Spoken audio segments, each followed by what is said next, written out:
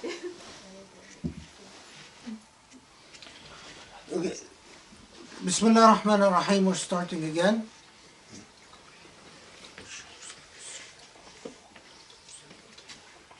So just so you get a sense of the richness of the tradition and the nuances in the Quran. So I thought, I mean, I keep saying because I just feel, but I couldn't find my notes, but so I'm doing a lot from memory, but I did find, I was able to retrieve one little. So for instance, one of the early tabi'een, Sahl, said about البيت المعمور وتأول سهل أنه قلب عمارته إخلاصه. So for the tabi'i Sahl, the reference to Bayt al-Ma'mur is a reference to the heart and how you, but that opinion flourished and was developed to considerable heights. I believe that it was the early inspiration that the Sahaba understood Surah Al-Tur with, and it was developed to considerable heights by various Sufi commentators on the Quran, or Sufi-esque, meaning that they might have not belonged to a Sufi tariqah, but they were influenced by Sufi methodologies of tafsir. And it's remarkable that you find this consistency also between the Shia and Sunni tafsir.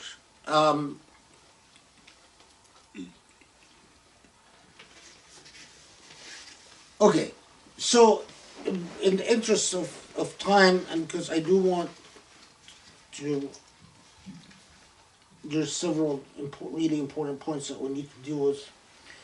Okay, so then after Al-Qasam, Jawab Al-Qasam, what is Allah swearing about?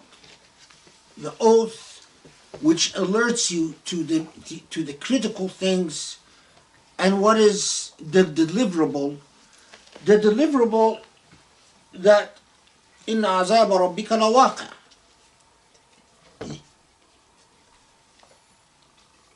I'm looking at the just a translation.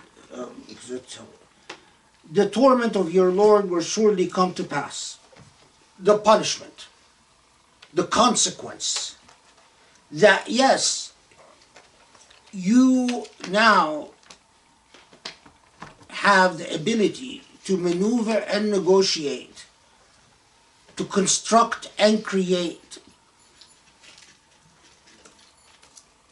your Tur, your anchor, the mountain, your open book,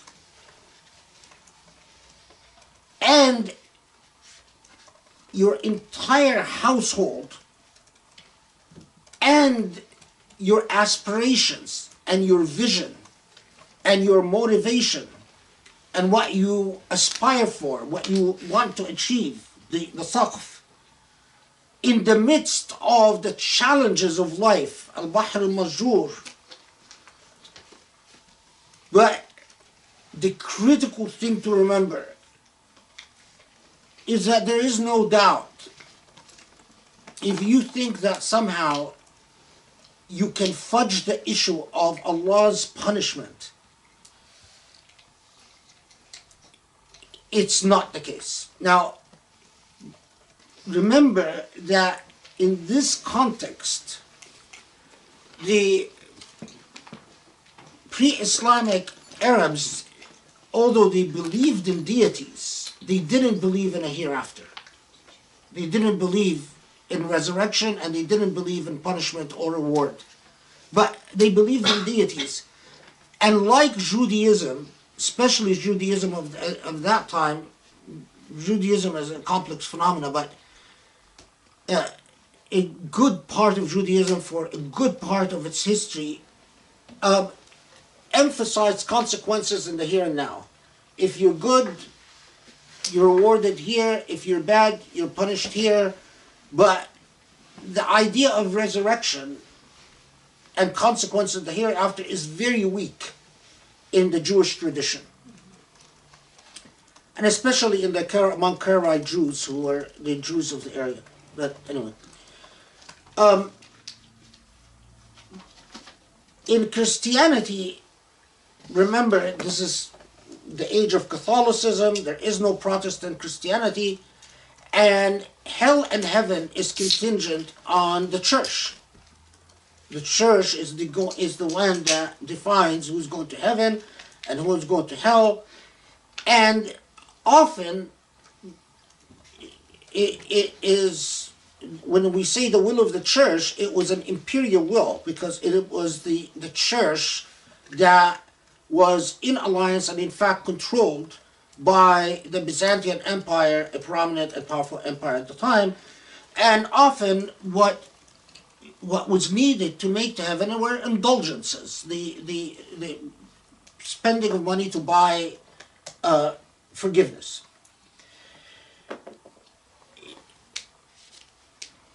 Arabs at the time were through and through pragmatists. If they worship to attain a blessing here and now. If they gave something to the deities, they gave something to the deities for protection in the here and now. They completely resisted the idea that there's consequences beyond this life. And so when the Quran is resolutely coming and saying, and in terms of this paradigm shift, you know, this is the certain reality, is that it will come, the promised punishments will come. And so, إِنَّ عَذَابَ رَبِّكَ لَوَاقِعٌ مَا لَهُ مِنْ دَافِعٍ مَا لَهُ مِنْ دَافِعٍ. There's nothing that can prevent it. يوم تمور السماء مورا وتسير الجبال سيرا فويل يومئذ للمكذبين. So, a common theme in the Quran throughout is to tell you that when that time comes, the nature of reality itself would change. Because when you read things like يَوْمَ تَمُورُ السَّمَاءُ مَوْرًا وَتَسِيرُ الْجِبَالُ سَيْرًا, the mountains will literally be shifting and moving. Well, how do you conceptualize that? Other than a complete redoing of reality. And time and again, Allah is alerting you, you know, this reality that you have in your world is a constructed reality, but it is entirely contingent on the divine. And in an instant, when the divine wills, everything that you take as the stable reality would be shifting in very drastic and dramatic ways.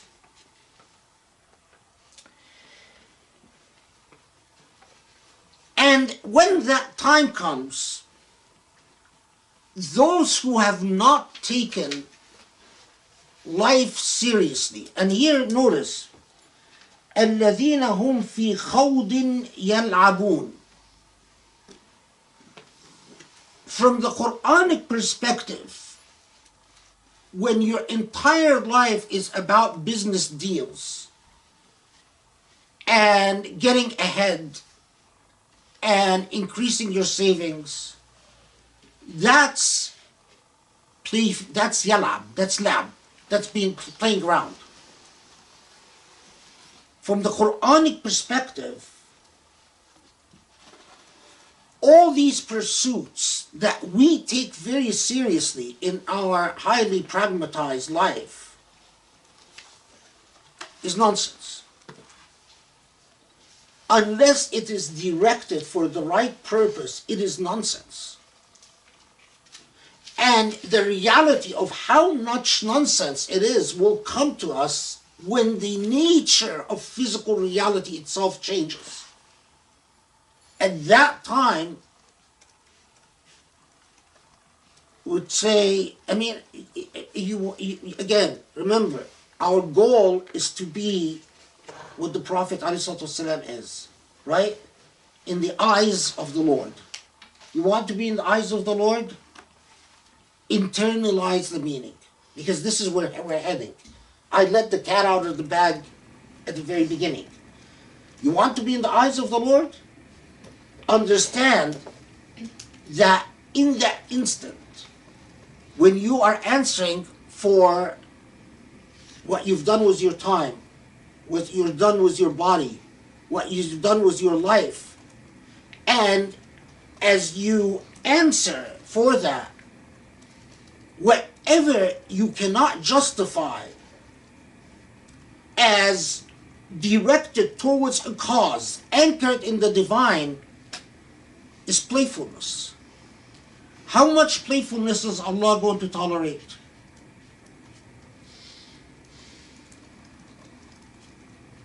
What was an intelligent person?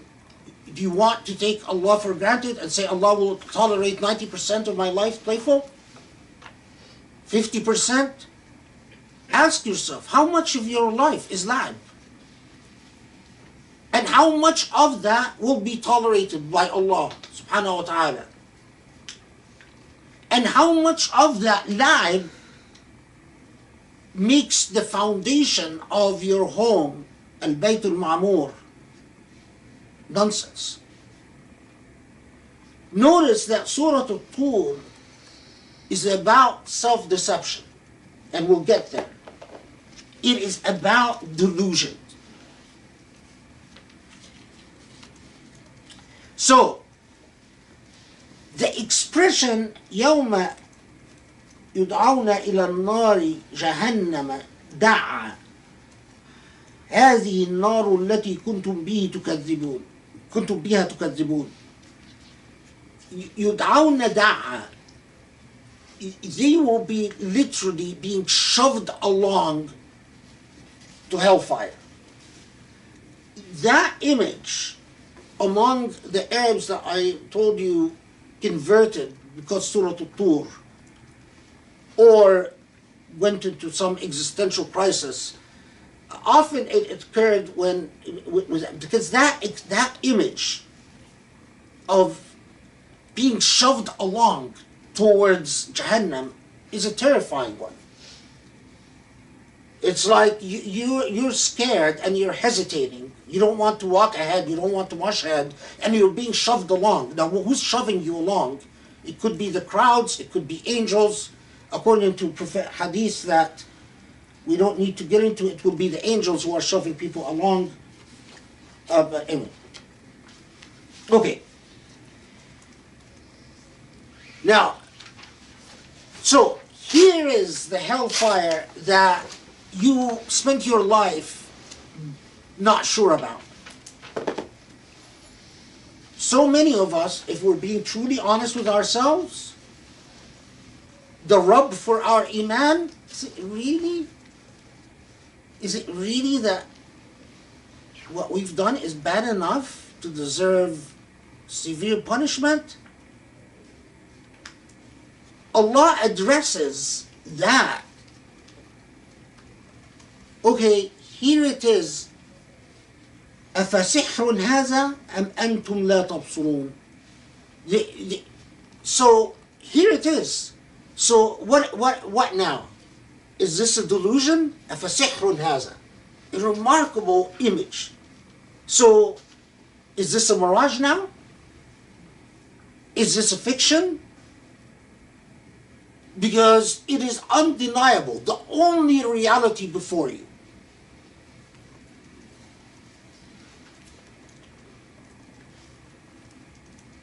If you read the Quran with your heart and soul, if you don't tremble with it, something is wrong with you. Because it takes you, it answers all your inner thoughts and dimensions. Okay, so here it is. You weren't sure? You went back and forth in your life? You thought, well, maybe this, maybe that. Okay, here it is. Now, is this a mirage? Is this some nightmare? Is this a fiction? أَفَسِحْرٌ هَذَا? And then the very harsh reality. Notice how harsh it is, how the momentum, the harshness is churning up to deliver a very soft and beautiful point. What is the harshest? اصلوها فاصبروا أو لا تصبروا سواء عليكم إنما تجزون ما كنتم تعملون. So, are you going to persevere, not persevere? You're going to be able to take it, not take it? It doesn't matter. It's the only reality that confronts you. It's very harsh. It's telling you no appeals, no begging, no justifications, no explanations, and no special circumstance if you deserve that. إِنَّمَا تُجْزَوْنَ مَا كُنْتُمْ تَعْمَلُونَ. This is a response to your deeds, to your deeds. Okay. A terrifying image of reality. And as typical of Quranic style, it immediately shifts to tell you of a very different reality. And that's the reality of those who were thoroughly cognizant of their mountain, of their home, of their aspirations, and of the way they navigated the torrents of life.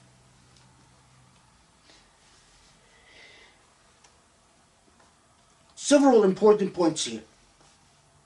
Al-Muttaqeen, which quite often the Quran refers to those as the Muttaqeen. Muttaqeen, those who are cognizant. The context means cognizant of Allah subhanahu wa ta'ala. Notice the imagery of enjoyment. They are saved from hellfire, okay? They are inclining on, as often the image that you find in the Quran, inclining on sofas, drinking and eating, having a great, pleasurable time. A lot of the Mufassirun note that this notion of inclining ala surah, either surah or whatever the reference to sofas,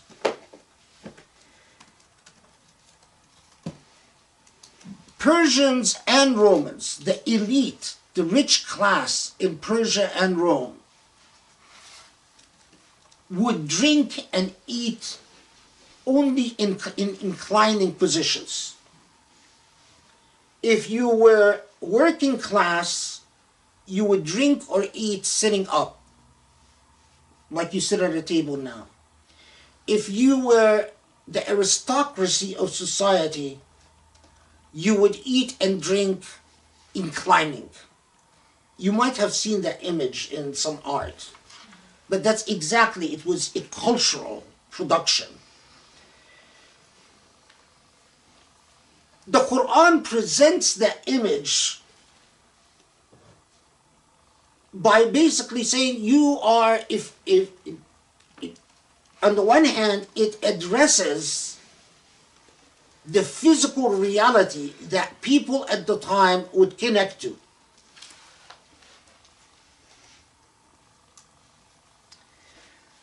But as we've talked about before, but we should underscore it here as well, because I'll show you, for an instance, an example.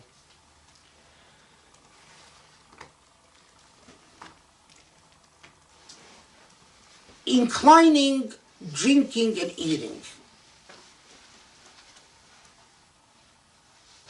Now, if this is what you will respond to as the definition of fulfillment and reward, it will appeal to you.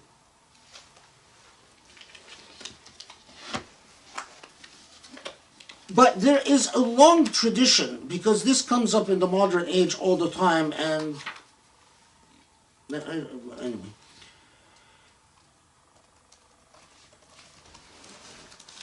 So this is, for instance, an example from Tafsir al-Jilani, which the guys helped me find today, because he says,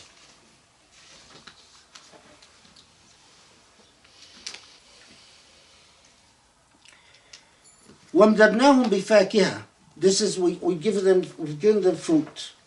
So he says, مِنَ الْمَعَارِفِ وَالْحَقَائِقِ الواردة المتجددة آنا فآن حسب الشؤون الإلهية وتجلياته الجمالية والجلالية. What he's saying is, in this reality, fruit is relative. If you are a person who wants an apple, a juicy apple, you might have a juicy apple. But if you're a person your fruit is not a juicy apple, your fruit is a further insight in the beauty of the divine, then that will be your fruit. Note the way that Surah Al-Tur deals with reality itself. So, when it talks about Jannah, so it tells you, as to those who believe, وَالَّذِينَ آمَنُوا وَاتَّبَعَتْهُمْ ذُرِّيَّتُهُمْ بِإِيمَانٍ أَلْحَقْنَا بِهِمْ ذُرِّيَّتَهُمْ وَمَا أَلْتَنَّاهُمْ in one qira'ah, and in another qira'ah, وَمَا أَلِتْنَاهُمْ مِنْ عَمَلِهِمْ مِنْ شَيْءٍ. So, there is another level of happiness, and that is who you are going to be with. If you are, and there is a big, long debate in the tradition about what dhurriya means. Is it generations beyond you or before you? Or is it your people, like your friends, your companions, your students, those that you feel close to, that you are part of the reward, is the companionship that you're able to attain, but within the principle of individual accountability. Why is this important? Because there's debate in the Islamic tradition. If your son is not very good, will Allah put your son with you in Jannah just to please you? And this is a very big debate in the tradition. Many scholars said, yes, but only if doing so wouldn't violate the principles of justice. So in other words, if it's giving your son extra credit so that there can slightly be bumped up to your status, but not if it's going to reward someone who doesn't deserve a reward. Others said, no, it depends on the piety of Waliullah, that you could have the type of piety that appeals, and this is a long debate that we'll get into in another surah, inshallah, because Surah Ibrahim presents us this was a better opportunity. But the idea of الذرية as a companionship in the hereafter is clearly present in Surah Al-Tur. Now we come to two things. What time is it?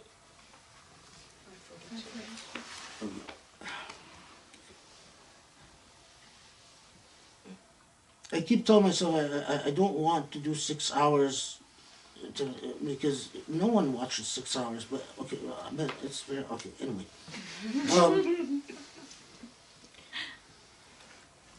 In note, there is يتنازعون كأسا لا لغو فيها ولا تأثيم.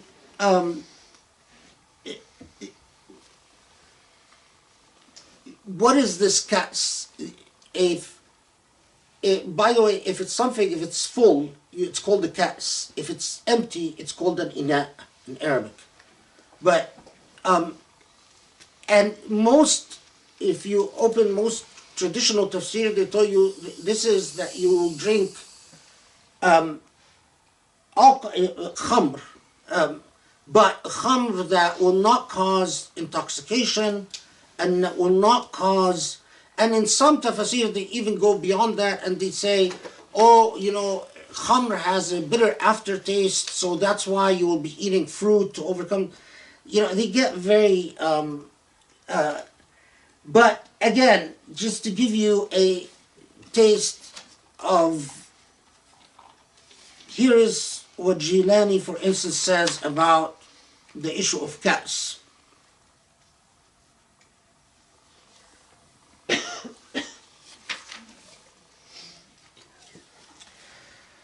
يتنازعون ويتجاذبون فيها كأسا من رحيق التحقيق. من رحيق التحقيق. So the Ka's here is not an alcohol, but it is the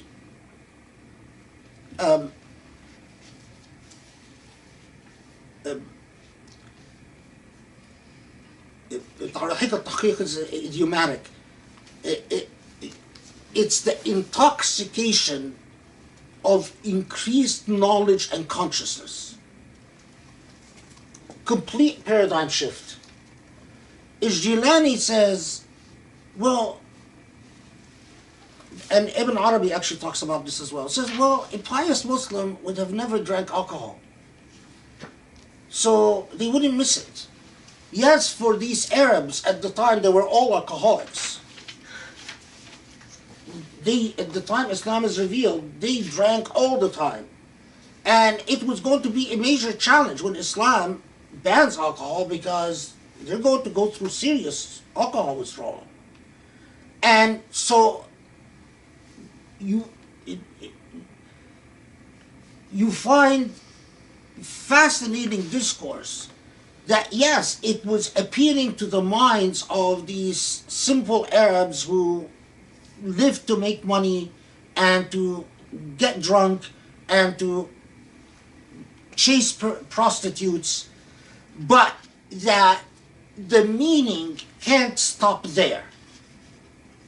That the meaning of the Quran unfolds to levels of sophistication according to the intended audience at every age and time. So while for the pre-Islamic Arabs, a Ka's would have met with the alcohol they miss, as Ibn Arabi says, well, someone who've never drank alcohol in their life, why would they miss it? What would an aftertaste of alcohol and eating fruit to overcome the aftertaste mean? What would be the attraction of drinking khamr that doesn't intoxicate for someone who never drank khamr? Nothing. I don't miss khamr. I've never tried khamr. It smells disgusting, stinky. So, if Jannah is going to be about drinking khamr, no thank you. But if it's going to be about rahiq al-tahqiq, that this symbolizes increased divinity and closeness to divinity, then I am there. And I want it, and I want it passionately. We get to something, of course, that the Islamophobes have made, and unfortunately, because Muslims don't know their tradition and because of the influence of the Hur al-Ain and وَيَطُوفُ عَلَيْهِمْ غِلْمَانٌ لَهُمْ كَأَنَّهُمْ لُؤْلُؤٌ مَكْنُونٌ. So,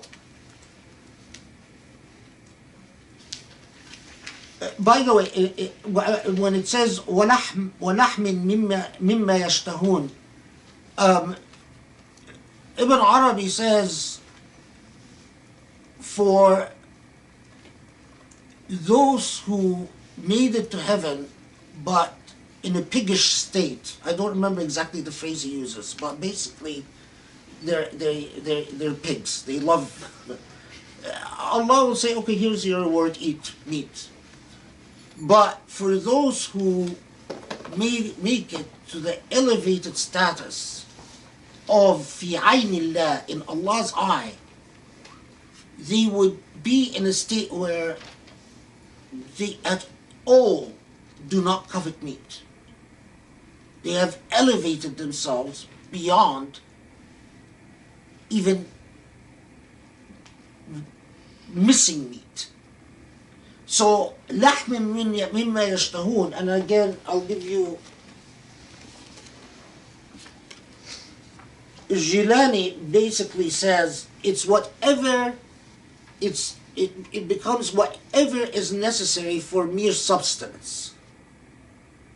So, لحم مما يشتهون, it is contingent on al-ijtihad. So, if you have no ijtihad for mere substance, in other words, you don't want food at all, then that becomes your reality. Anyway, in the interest of time, let's move, because I want to get to the, okay.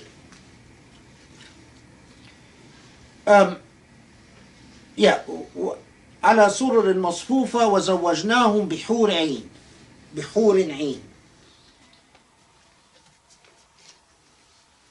And they will marry Hur Ain, right? And in verse 24, وَيَطُوفُ عَلَيْهِمْ غِلْمَانٌ لَهُمْ كَأَنَّهُمْ لُؤْلُؤٌ مَكْنُونٌ.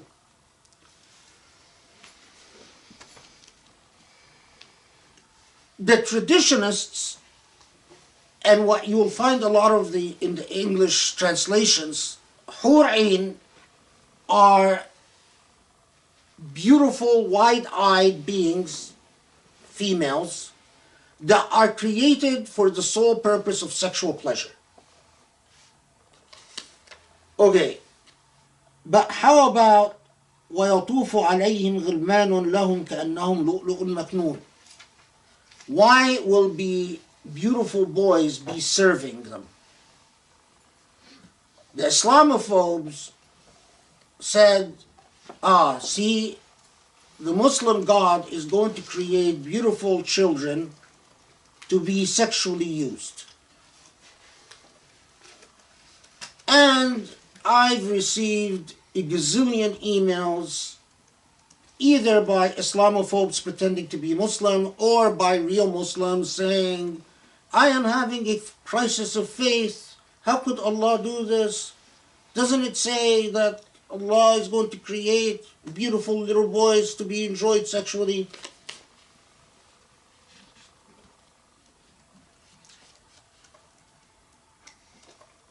Look at the Quran. Look at the verses.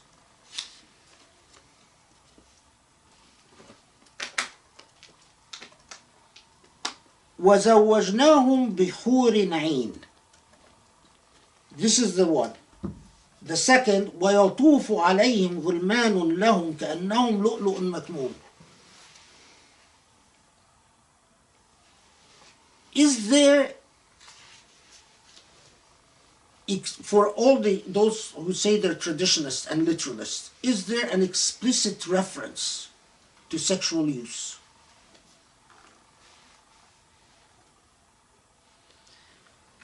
Let me take you first with the Hur Ain.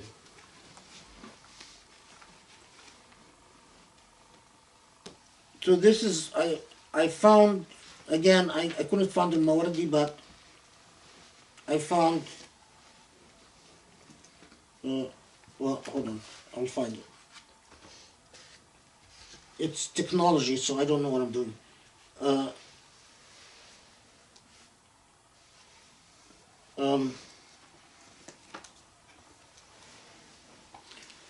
So, Hur Ain, literally wide-eyed, which for Arabs at the time was a sign of beauty. But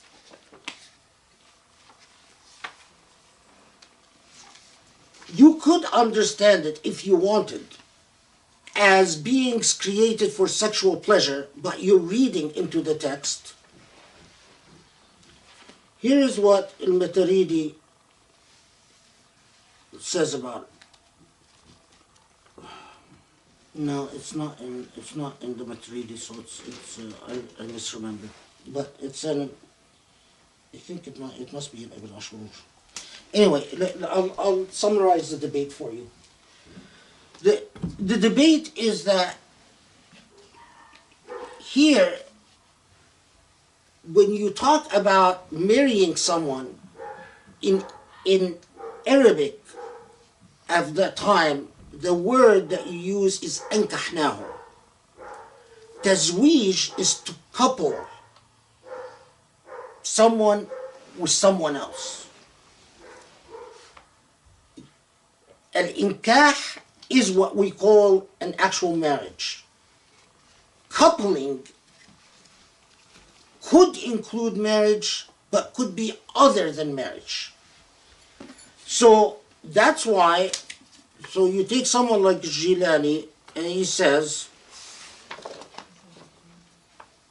زوجناهم أي وقرناهم استئناسا منا إياهم بحور عين مصورة من المعارف والحقائق المنكشفة لهم المشهودة بعيون بصائرهم.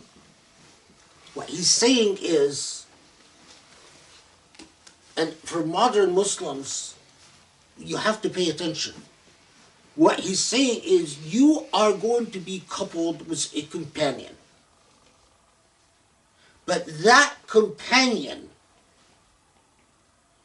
is a companion of your own state of spirit and knowledge. Took it out of the realm of gender and sex completely. You're going to have companionship. But that companionship is like in Mullah Sadra's language or in his imagery, it's like a hologram of your own state of consciousness. This is well represented in the Islamic tradition, like the idea that there will be these beings created for sex is well represented. It is up to you to decide which one you want to adopt. Personally, I don't find the idea that Allah is going to create beings so I can enjoy them sexually just or fair, or what does sexual desire mean in the hereafter? I mean, it's a pain in the here now. Do you really want it in the hereafter? Maybe some of you do, I don't know. But as your consciousness elevates, if you want companionship, it's not going to be the companionship of sex. It's too passive. It's like a meal, you know.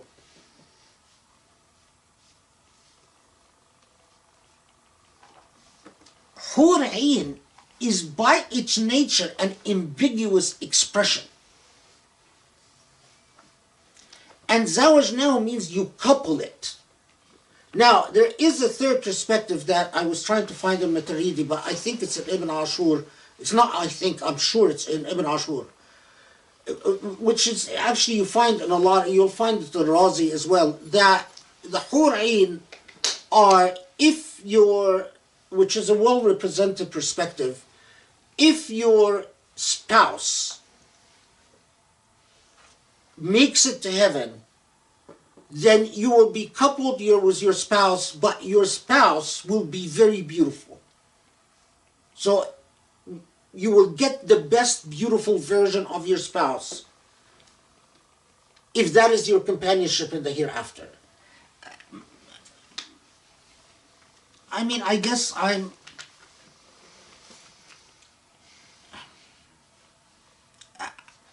don't find that as convincing as what I read in the idea that you are coupled with a companionship of your own consciousness.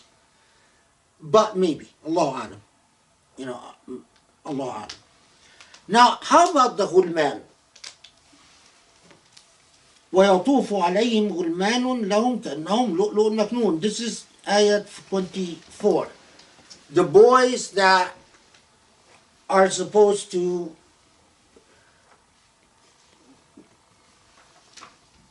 what is the significance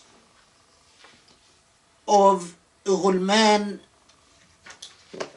that يطوف عليهم? It could be understood that these, well, let's see, what does the translation say? What is the, how is it translated in,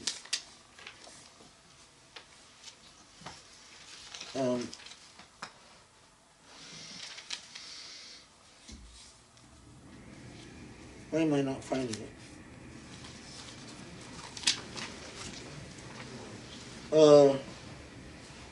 I found it. And there will go round boy servants of theirs to serve them as if they were preserved pearls. So, boy servants to serve, does this bring a certain social practice to mind, cultural practice to mind? Slaves, right? But is this what the Quran is referring to? Oh man. You see, I don't trust technology because of this. It completely went away.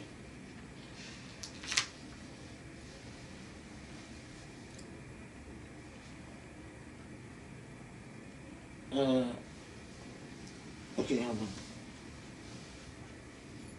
on. No, hold on.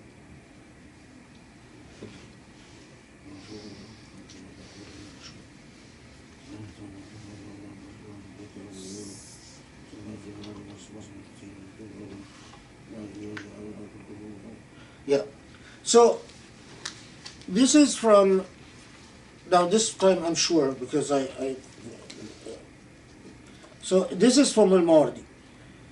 It says that the reference to the غلمان that أن يكون الأطفال من أولادهم الذين سبقوهم فأقر الله بهم أعينهم. So Mawardi says there are two perspectives, that they are angelic boys that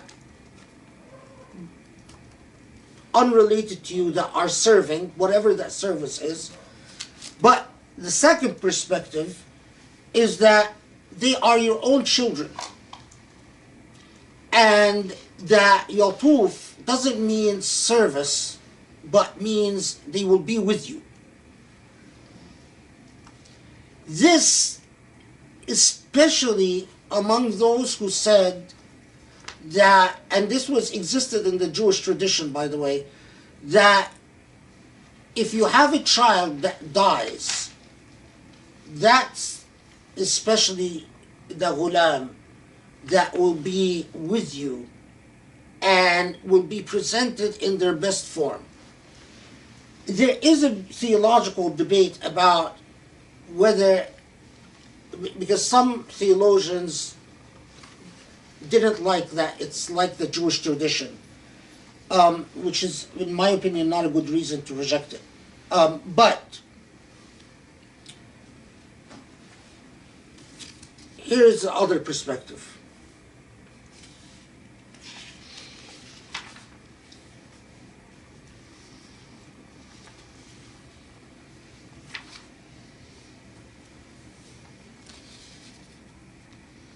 Okay.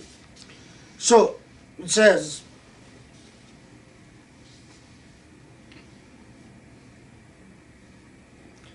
غلمان لهم. الغلمان كيان مصور من قواهم المدركة المملوكة لهم المسخرة لنفوسهم المطمئنة الراضية بمقتضيات القضاء الإلهي، فهم في غاية الصفاء عن قدر الهواء ورعونات الرياء، واللؤلؤ المكنون مصون محفوظ في أصداف أشباحهم عن التلطخ بقاذورات الدنيا الدنية. What he's saying is the amazing perspective of a hologram of your own being in your company. So, put it bluntly, in this perspective that unfortunately modern Muslims have largely forgotten, is that to the extent to you elevate your spirit and your soul on this earth will be your companionship in the hereafter. So think of it this way. If you're a nag, do you want a companion who's a nag? If you're abusive and you make it to heaven, do you want a companion who's abusive? Beat the heck out of you? If you're a liar, do you want a companion who's a liar? If you are cold and harsh and unfeeling, do you want a companion who's cold and harsh and unfeeling? It's a complete paradigm shift.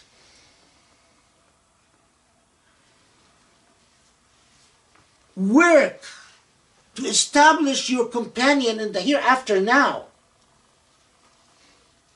Because literally, as you are treating others, you will be treated.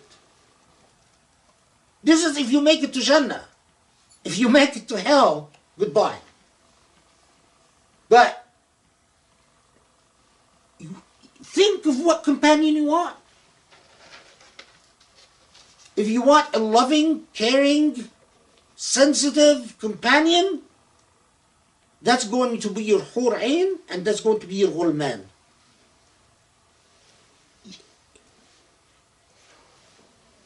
This tradition, although it is buried in the modern age,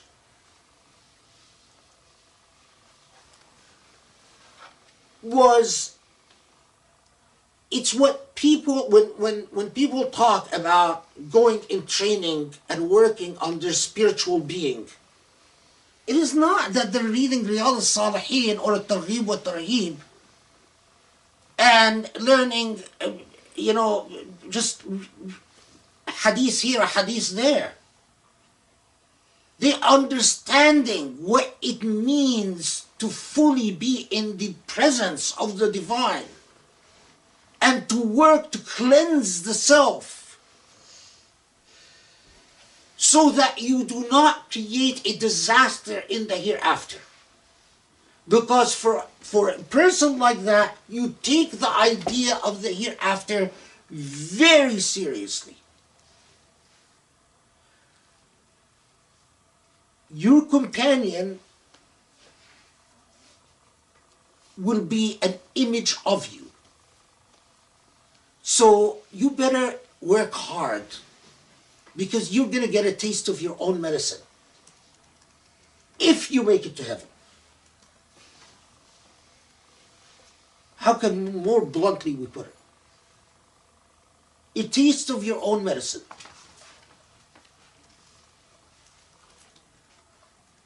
You know, personally, I want someone who constantly talks to me about books. So I work very hard on doing that. I want someone who just yaps about books all the time.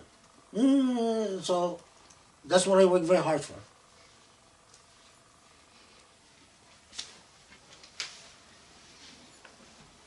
Okay. Now here, Surah Al-Tur, after giving you that challenging, first, the absoluteness of consequence and punishment,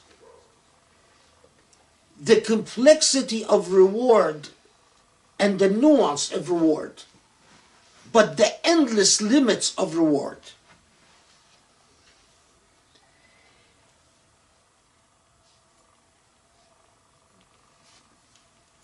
The crux of the matter, as people, and the imagery here is that people وَأَقْبَلَ بَعْضُهُمْ عَلَى بَعْضٍ يَتَسَاءَلُونَ, that people will start talking about what is it that they've done that ended up being successful. Normally, we are accustomed to when people are starting chattering to each other, with each other in the Quran, it's because they're in trouble. But here, the chatter is because they are reflecting upon what they did right. And as so many have pointed out, the essence of it is إِنَّا كُنَّا مِن قَبْلِ نَدْعُوهُ إِنَّهُ هُوَ الْبَرُّ الرَّحِيمُ. They understood that their entire gaze, entire orientation is towards Al-Barr Al-Rahim. This is verse 28. What is Al-Barr Al-Rahim? Let's see how he translated. Rahim, of course, is the merciful. But Barr is where I want to... there is a wonderful book, 12-volume book about Asma'ullah al-Husna in one of the boxes. That is among the best books written in the Islamic tradition, where you can read a very long discourse, but a beautiful discourse on Al-Barr. So the translation is, verily he is Al-Barr, he wrote it in Arabic, the most subtle, kind, courteous, and generous, the most merciful. Yeah, because Barr is just hard to translate. Al-Barr is a quality. One is a quality of faithfulness, and someone who never denies what one deserves. But al-birr, and the quality of al-bar, is someone who goes beyond what justice requires. So when you say, so you've directed your attention with a full awareness that this same God who just talked to you about the consequences of punishment, the very essence, the very nature of this God who we are working towards becoming in the eye of God, remember, because I keep underscoring this, is that this is a God that is not just about treating you with your just reward, but is going to go beyond justice to embrace you. And here in Surah Al-Tur is shifting. Look at the Quranic style. It's like taking your entire being and telling you, okay, now it's time to reflect more deeply about your relationship with Allah and who is Allah.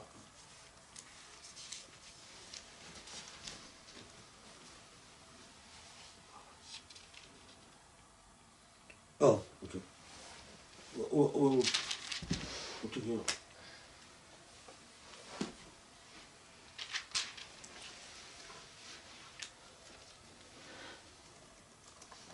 Now, then it goes to our exemplar. And that is why the Prophet ﷺ is so core to everything. Our exemplar. And says, so now that I've given you this introduction from the saj'a, the philosophical saj'a, to a harsh introduction to a reality that you don't want to confront, to the subtlety of what rewards are,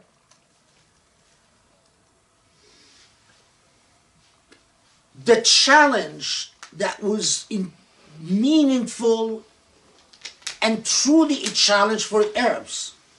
So they say, we know, Allah speaking, say, Allah knows Muhammad, that they try to find ways to marginalize you, to ignore you.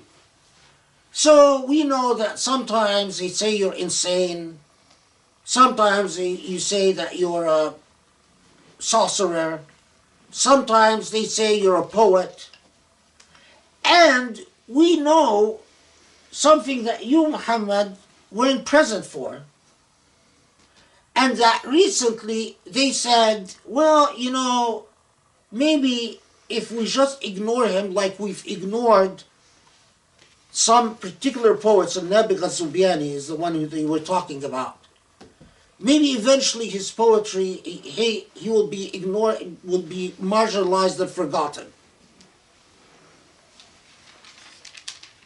That's when 31, قل تربصوا, we say أم يقولون شاعر تربص به ريب المنون قل تربصوا فإني معكم من المتربصين. Well, if this is their thinking, and this, by the way, several people, according to reports, converted because that conversation the Prophet wasn't present for. So when the Quran said that, according to reports, it's like, how the heck did he know? Anyway. Say, okay, fine. Then let's wait it out. But if this is what your mind is telling you, this is what your intellect is able to generate, then why don't you come up with a revelation or a text or a prose like this Quran? This is why when we keep saying, because often when in America, when we say the miracle of the Prophet Muhammad was the Quran, people who, I mean, and most Arabs, by the way, their relation to Arabic is abysmal. I mean, just because you're Arab doesn't mean you actually know Quranic Arabic. Colonialism has destroyed the relationship between Arabs and their language. But it was truly, for these Arabs not to be able to generate a prose like the Quran, it was truly a momentous thing. It was no marginal issue. And that is why the Quran repeatedly challenges them and say, fine, you're saying he's crazy, he's insane, he's a poet, then surely you can do better or the same. Even come up with a little bit like that. Okay, let's pause here, pray Maghrib, and then we're close. So, you know, I can't really see you, but I feel energy that's a little exhausted, so I don't know. Yes or? No, good. No? Good. Okay. So my thermometer is off. That happens all the time. So, just so Sharif showed me, this is a translation of the Quran, decoding the Quran, a unique Sufi interpretation, Ahmad Halusi, or Hulusi, Turkish, about the resting on couches arranged in rows. He says, the conscious humans manifesting the forces of the names with huris, huri-ayn, bodies with superior and clear vision. All expression in the Quran of female huris are symbolic, allegoric expressions like other metaphors pertaining to the life of paradise. The statement I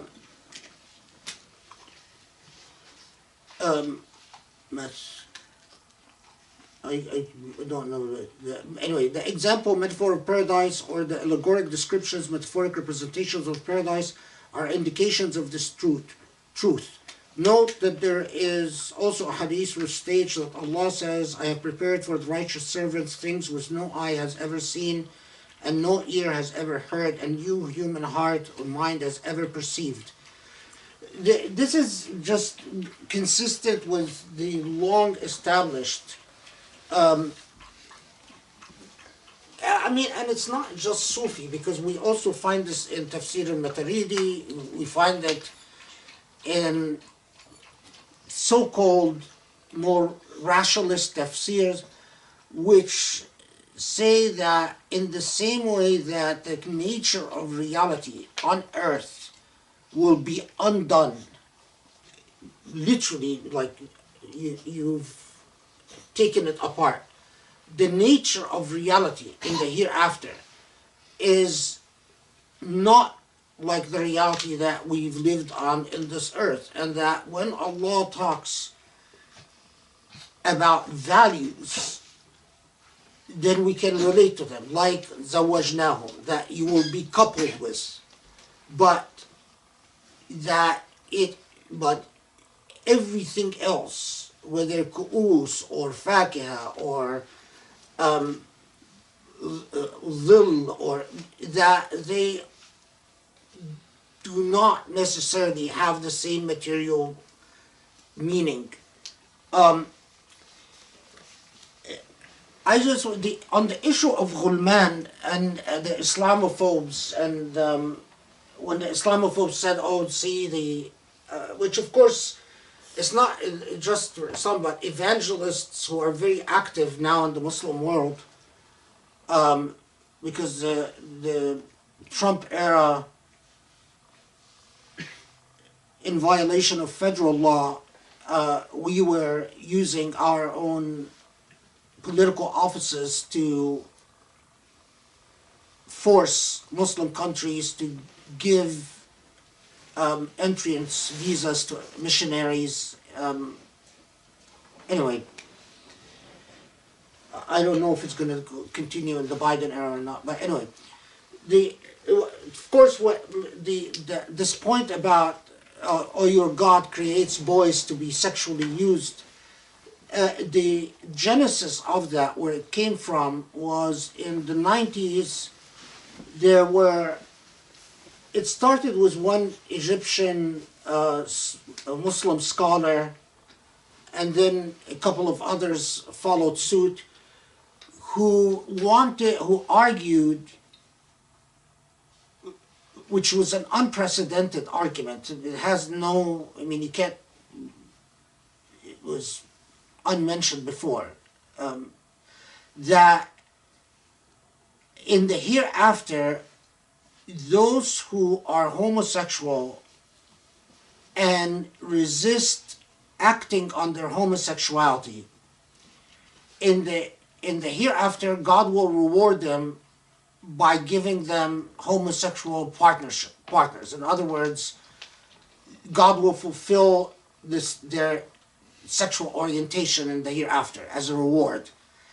And they pointed to يَطُوفُ عَلَيْهِمْ غُلْمَانٌ as evidence of that. So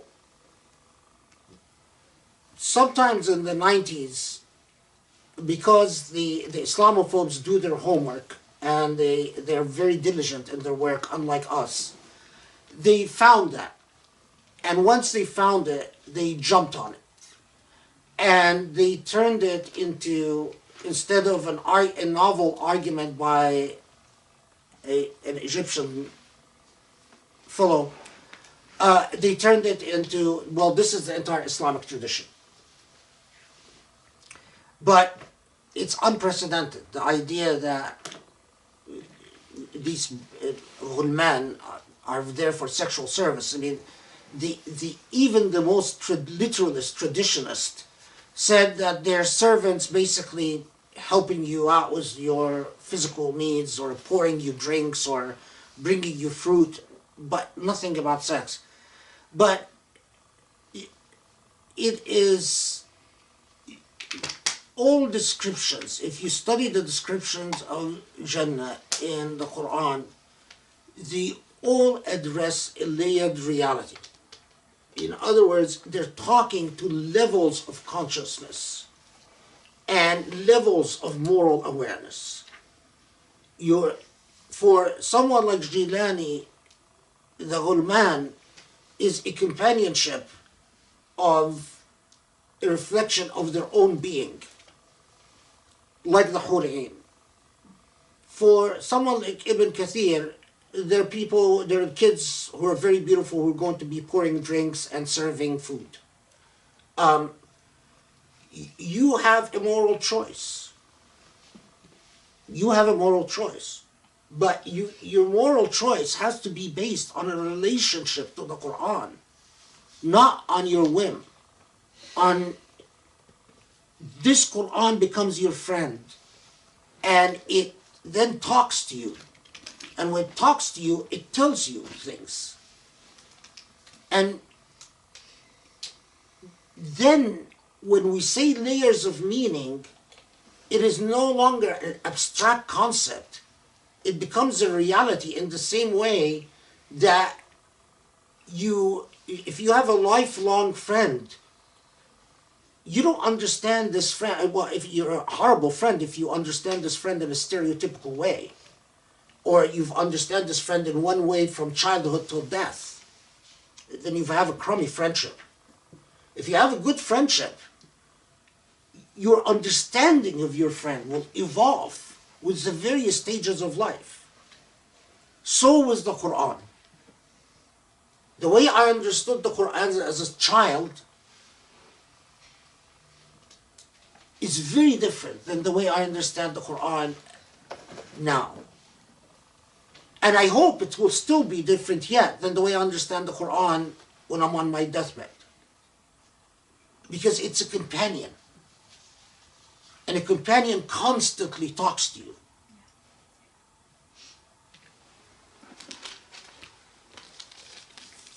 Okay.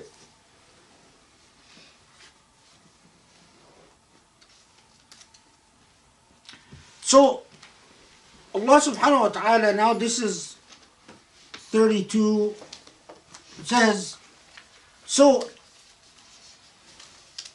your intellects, if your intellects are truly being honest with itself, tell you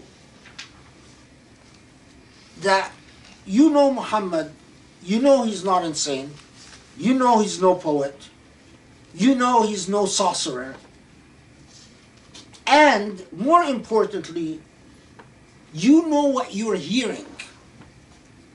And you know you've lived with Arabic poetry your entire life, and you know this is not Arabic poetry. This is another type of discourse altogether. And you know that you can't match it, and you can't repeat it, and you can't even imitate it.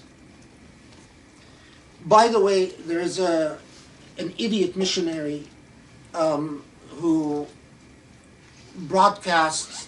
There's some very rich American woman.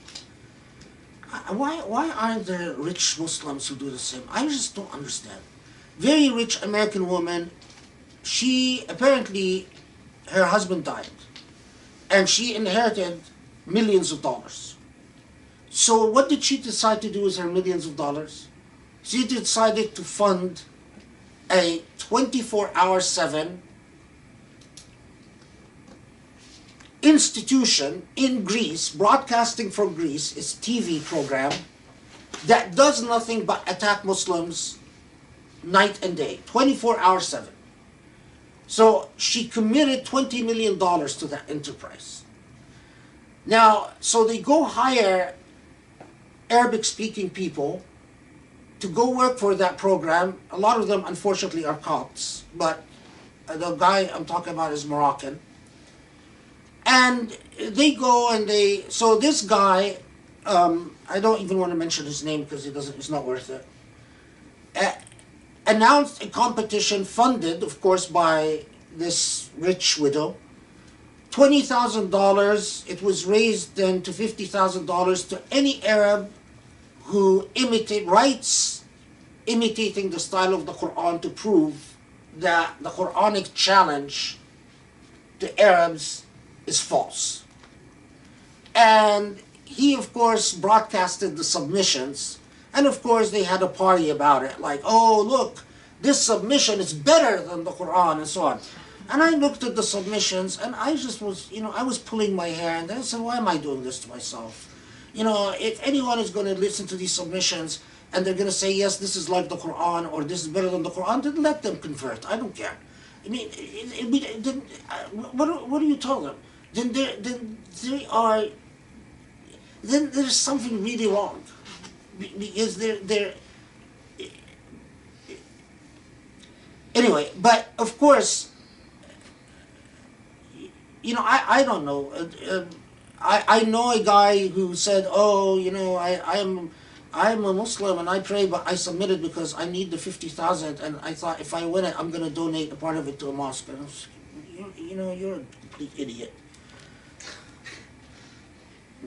But we live in strange times. I just want someone out there in the ether, in the whole world, just explain to me, why isn't there a Muslim rich widow that inherits money and gives 20 million to fund, a group of really bright graduates to fight Islamophobia?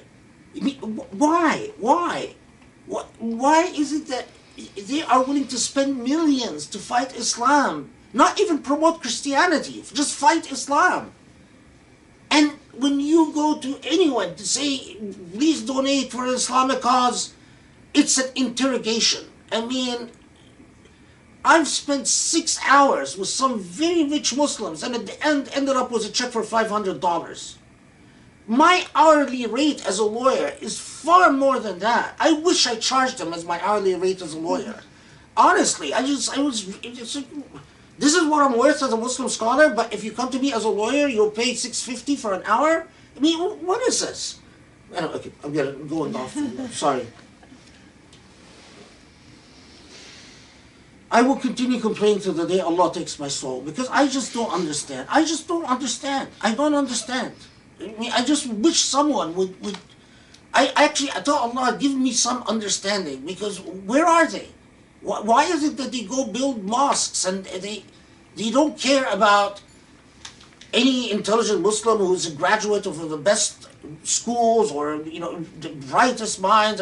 No, we don't have time for that. We don't want to fund any of that. Okay, sorry. Public service. Anyone has a tranquilizer?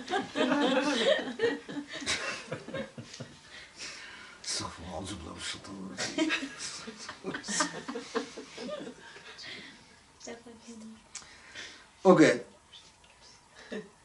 And then, of course, here is the challenge. Verse 34. فَلْيَأْتُوا بِحَدِيثٍ مِثْلِهِ إِنْ كَانُوا صَادِقِينَ. And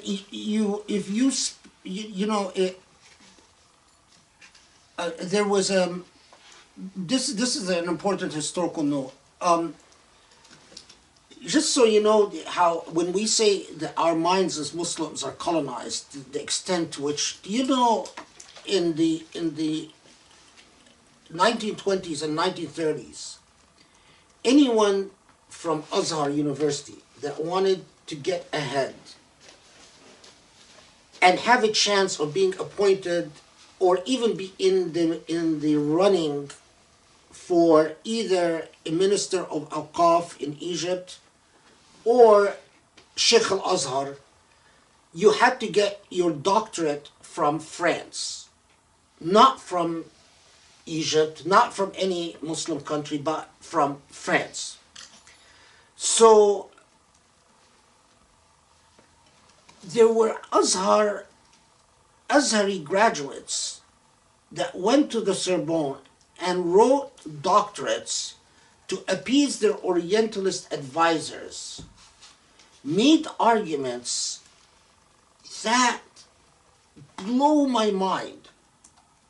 No one, Edward Said didn't write about this because I don't think he was aware of it.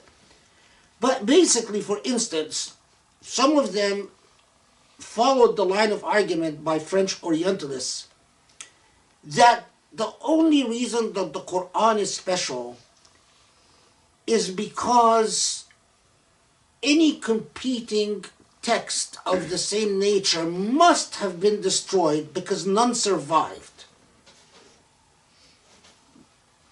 No historical evidence whatsoever.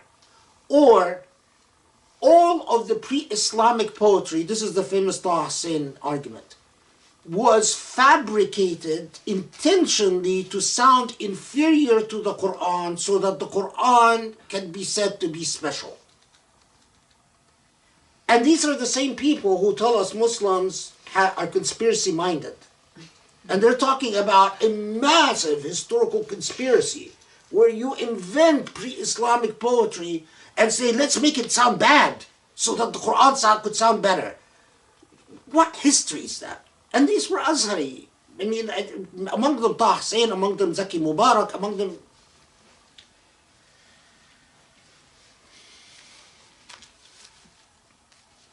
We need to decolonize our minds and our hearts.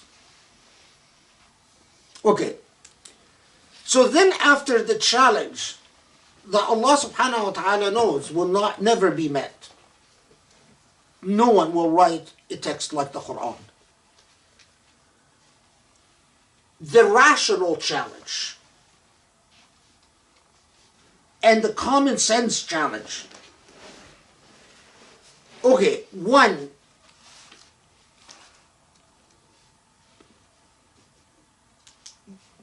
were you created out of a vacuum, out of nothing? Because the very first rule of logic is something can't exist out of nothing. This became known as the first cause argument, which the new atheists have tried to rebut. You're free if you want to waste your time reading the stuff, but their rebuttals are contorted and constrained. So the first cause are aliens from outer space. Well, who created the aliens from outer space? It just, okay.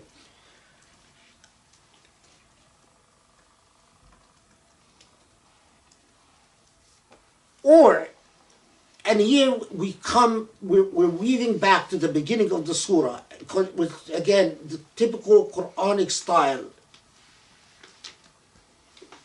Or is it that you think that your intellects really fool you into thinking that you decide the fate of things? Of course, this is 37.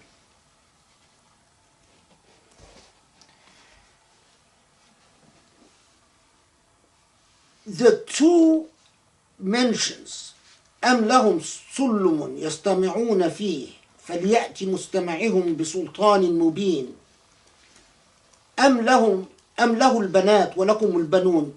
These are contextual. The first is i'jaz because the Prophet ﷺ was not present when, and if I had my notes I would have told you his name, claimed that he hears the voice of the divine from the heavens. And this was in Nadwa, in one of the in Nadwa in Mecca, in other words, the elders of Mecca. So when it confronted them was, well, you claim to hear what is said in the heavens. Show me. Again, the impact of that was, how the heck did he know that? Who? In fact, there's some. Who among you went and told Muhammad that this we were talking about?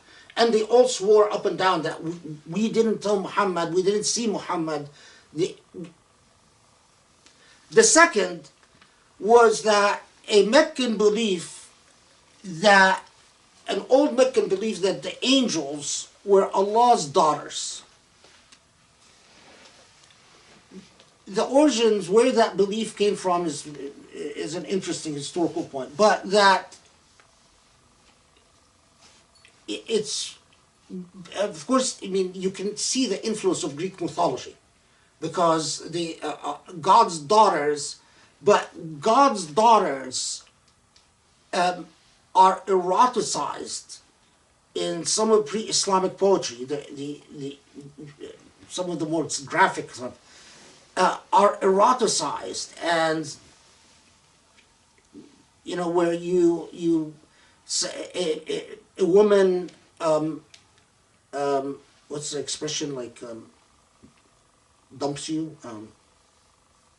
you know, a woman like breaks your heart, so you go say, I'm going to fall in love with one of the deities and I'm going to commit my life to her, and then you start fantasizing about all the fun you're going to have together. And the Quran, in two different occasions, confronts the Meccans with how illogical that claim is. Why would God only have daughters?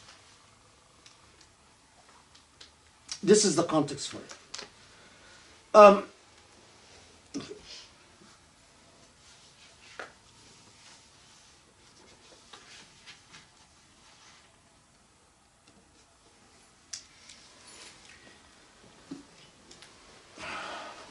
Where's my...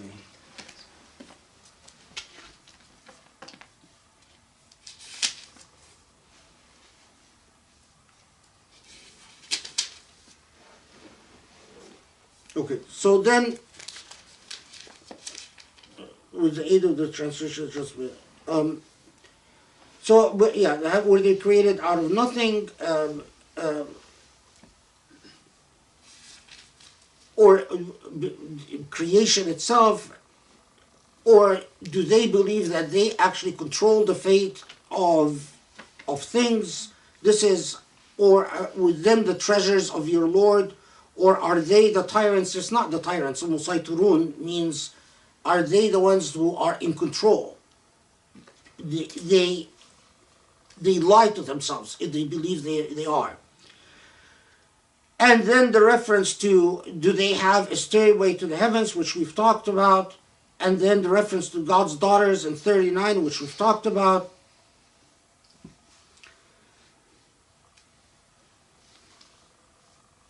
Or is it which brings things to, or is it that they are worried, let me first read the translation. Or is it that you, Muhammad, as a wage from them, so that they are worried about your wage? Now, this is more subtle than that. Because here, it's actually jabbing the Meccans with the real cause for their resistance and their stubbornness, which is the real cause why all of us often resist what we know to be the truth. Material interests. It is not the Mecca. If it was a matter of paying Muhammad a fee, the Meccans offered him. Remember that the Meccans said, "We will be happy to give you money for the rest of your life and make you a rich man. Just stop." But that's not the issue. The issue is the Meccans knew that this paradigm shift meant it changed the way that they live life itself will change. That their value system will change. That the social structure will change.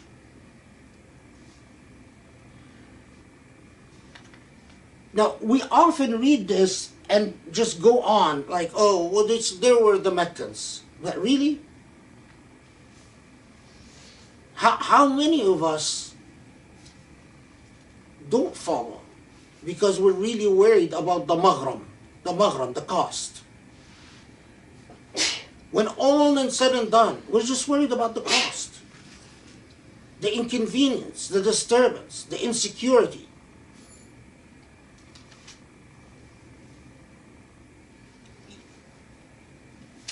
Remember, nations, civilizations are built by risk takers.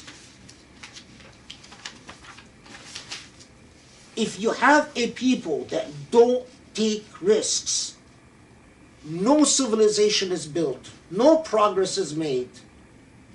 I hate to bring this example, but among the things that had a very harsh impact on me early on in my age is that I read all these, this is the time I was learning Hebrew, and I read all these memoirs about Israelis working in kibbutz.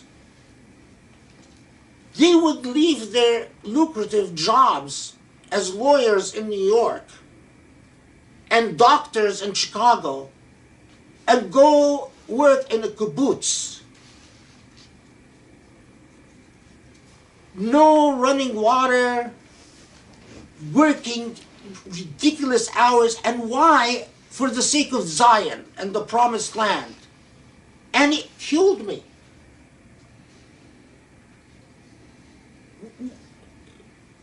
Risk takers. They're not worried about the maghram, or whatever maghram is, they're paying it. Well, us. How about us? Because I can tell you, all my family, if you told them I'm going to do anything that's going to do anything that would just set a little question mark about my future,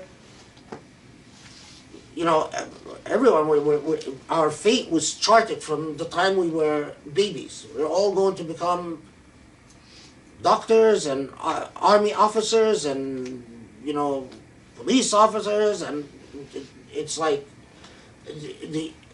and yeah, it's very jarring when then you get back to then when you're honest with yourself and say, well, you know, what is the price that I'm willing to pay? And don't worry about other people. Don't say what the price are other people willing to. Worry about yourself. What is the price that you're willing to pay? Don't go around preaching about how everyone should sacrifice. Look at yourself. What sacrifices have you made?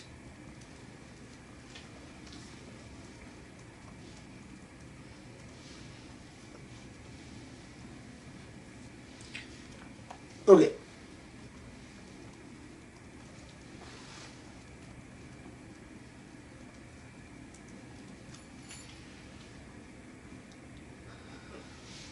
Sharif says, I always alienate rich people because, and here, yeah, I guess he's right, because I don't think rich people like to hear stuff like that.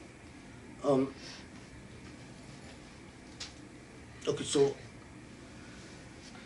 I'm not gonna pause long with, or have they, or do they know the world of ghaib, the world of the unseen, or is it that they rely on their plotting, of course referring to the plans and the plots that were going directed at the Prophet and the community of believers. But here is a constant Quranic theme when it says فَهُمُ الْمَكِيدُونَ, that you live in life thinking that you are making plans that ultimately are securing you. But the constant theme is that it all will turn out to be a mirage. And that's فَهُمُ الْمَكِيدُونَ. But they are the ones who, in fact, are deluding themselves. And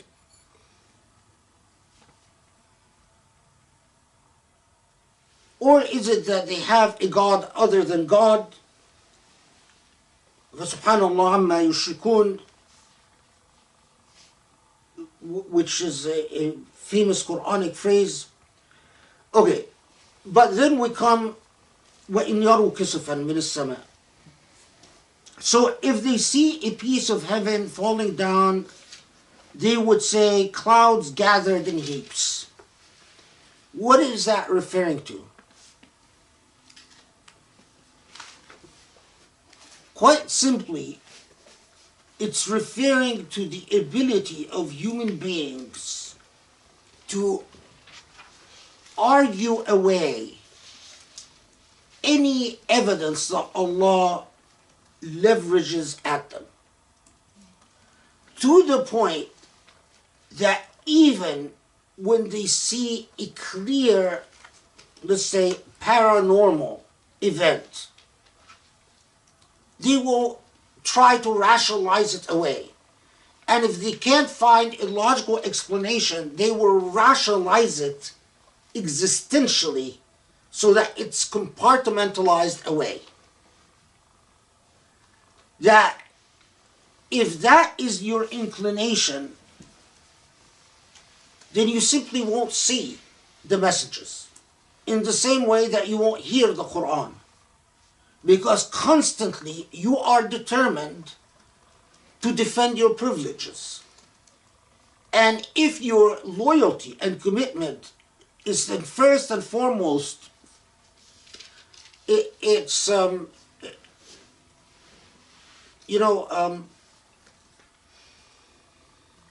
know quite a few very rich people from the Gulf, from Kuwait or Saudi Arabia or so on. I kid you not, I've seen it in my legal work. They will go to London and in one night in a nightclub drop 150,000 pounds or euros. But when it comes to paying the salaries of their employees, they will often delay the salaries or not pay. Some of their employees haven't been paid in months. But then in that same client, I worked with a client who owed me some money. He was Saudi. Compared to what this guy was spending in Europe on nonsense, the money he owed me was like, nothing, absolutely nothing. But just because, what is the intellect, the commitments of a person like that? Privilege can twist your perception so much so that you would even feel justified in spending any amount on your own pleasure, but finding every excuse, like accounting, not to pay people their rights. If you want to see a stark example of what privilege does.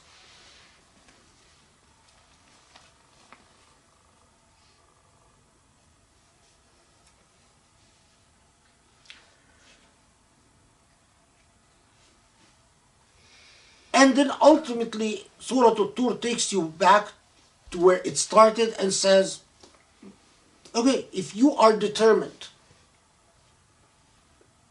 committed to your denials and your rationalizations, then there is nothing to do but wait. And then it turns to the Prophet ﷺ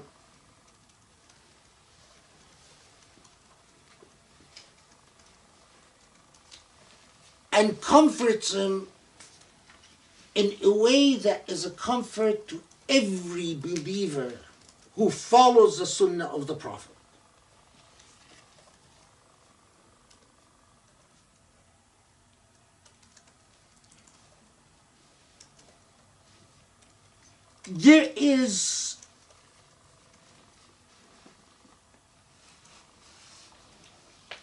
There are processes. So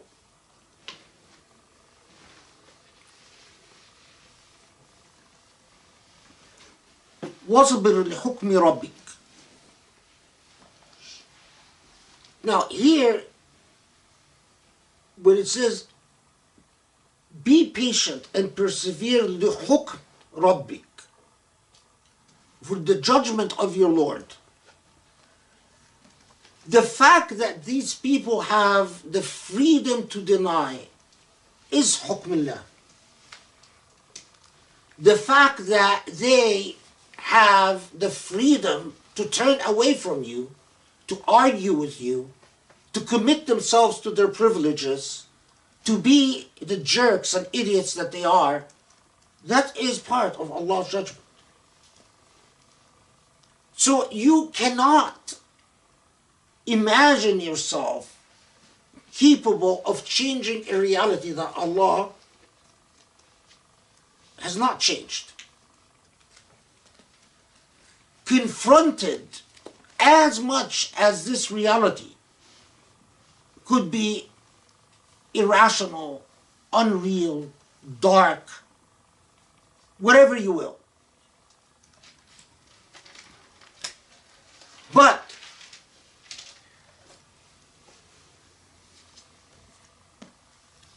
if the Prophet is in Allah's eye, because that's the Prophet, and Allah tells the Prophet, you are already in a special position, so do you rest?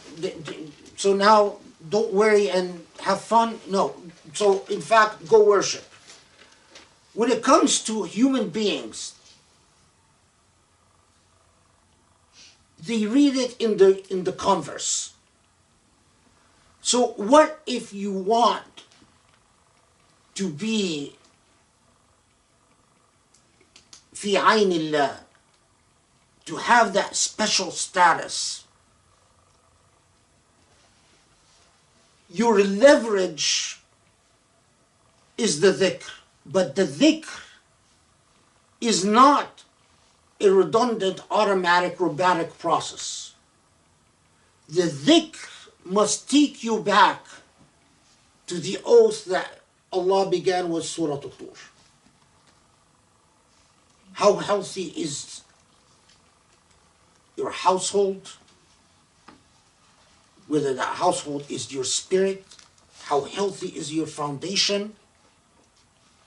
Who do you serve in your life? What are the objectives of your living? Why are you living? What are your priorities? What is your anchor? Is Allah's law your anchor, your tawd? Because dhikr without that meticulous balance is nothing. It's just chatter.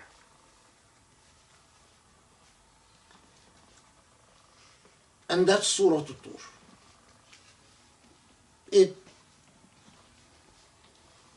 If you internalize it, and I've said this about several surahs, and I've said this before already, I've done how many surahs? 9 now. Good. If you even take the 8 before Surah Al-Tur, they are enough to transform your life completely. If they haven't, that means there's work that you need to do. It's as simple as that. Now add to it Surah Al-Tur. Now you have 9. If you develop a relationship with these surah, but think of how much time you invest in anything. I mean, how much time have I invested in studying law? I mean, can I count the hours that I spent studying law? Or how much time have I invested in anything they liked?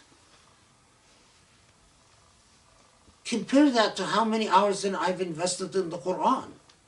That must be the way you look at things.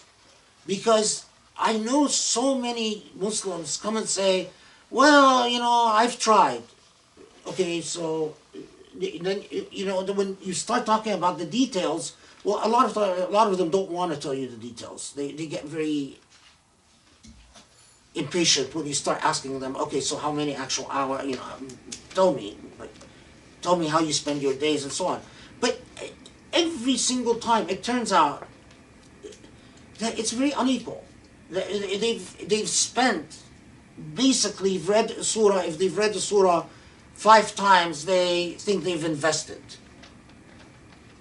Okay, compare that to any game that you've tried to play on video console. Listen, I have a teenage son. I see how many hours he spends on his video games. Okay, anyway. Alhamdulillah.